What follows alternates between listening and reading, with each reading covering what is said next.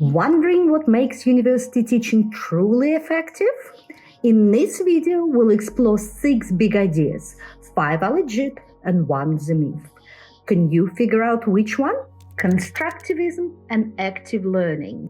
Ever saw a name of a great documentary and I must have seen it, but I just can't remember much? Here's why. According to constructivism, knowledge is not water and students are not cups. You can't just pour it in and expect it to stay. Instead, learning is more like building muscle. You have to do it yourself. You can't just get fit by watching other people or listening to them. So constructivism tells us that students can't learn deeply by listening, watching, or observing. They have to get engaged and build that knowledge for themselves, or in other ways, do active learning. So what do you think? Constructivism and active learning, true or false? True. There's a lot of research to back it up. Now, number 2, social learning theory. So it's simple. We learn better with and alongside others. We need other people to normalize our struggles, to share ideas, to give feedback, to get feedback. So we as educators, we have to provide students with these opportunities. So that's the core of social learning theory. So what's your take? True or false? True. Decades of research confirm it, but there is a catch. And the catch is group dynamics are tricky. We can't just expect students to raise their hand and interact, and the bigger the class, the harder it is. So yes, we need to provide students with opportunities to interact, but we have to engineer those feasible opportunities. So things like think, pair, share. I think for myself, share with the person next to me, we share with the larger group. Or maybe we type in a shared document, or other easier ways to participate that are non-threatening, because students will worry about the group dynamics, about being judged. So it's on us to create those feasible opportunities. Next, number 3, self-determination theory. This is all about motivation, the real one. Intrinsic comes from inside rather than extrinsic from the outside. And it tells us that there are 3 key components to it. Number 1, we all need to feel competent. The tasks need to be achievable. When they're too hard or overwhelming, students will just give up, the motivation will go down. The second component is the need to belong, relatedness. The students need to relate to other students, to the instructor. Otherwise, again, the motivation, the real one, will go down. And finally, the third one, autonomy, of being in control, of feeling like we have choices. That's why it's so important to provide students with choices, to give them the sense of autonomy. Let's take the Wizard of Oz as an example. Competence. Dorothy's challenges are hard but doable, and as she overcomes them, her sense of competence is going up and her intrinsic motivation is going up as well. Relatedness, sense of belonging. Dorothy's journey just wouldn't be the same without the Scarecrow, the Tin Man, the Lion. Their friendship is what keeps her motivated, intrinsically motivated, especially when it gets hard. Autonomy.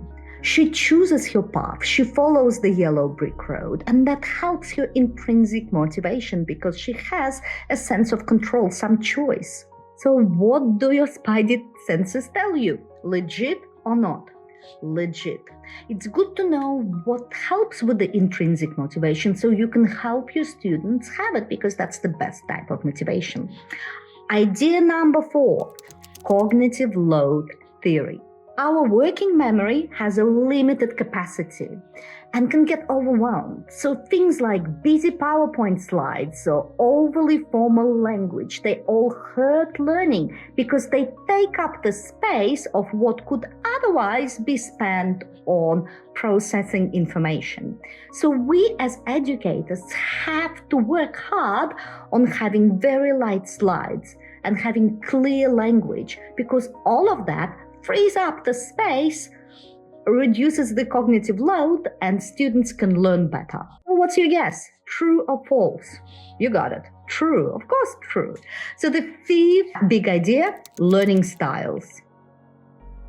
This is a belief that students have preferred learning styles like visual learners, auditory learners, kinesthetic, and to reach the students, we as educators have to use different modalities like diagrams for visual learners, audio summaries for auditory learners, hands-on activities. So learning styles, true or false? False this time. Learning styles have been debunked by the literature, but there's a but. It may still be helpful to provide different modalities from universal design for learning perspective. That is to support different students because of their lifestyles, for example. I might be a busy learner, and listening to an audio summary could be the most feasible way for me to engage on a regular basis, just as an example. So, learning styles out, but different modalities can stay just for a different reason. The final big idea is metacognition. It means thinking about thinking, reflecting on the process. Think of it as a learning GPS. It helps students identify where they're at and maybe change directions, take different strategies. And we know from research that students who practice metacognition become more effective learners, lifelong learners, and you can help with that. Encourage self-questioning. Teach students how to ask themselves, do I really understand that? Is there another way to solve this problem?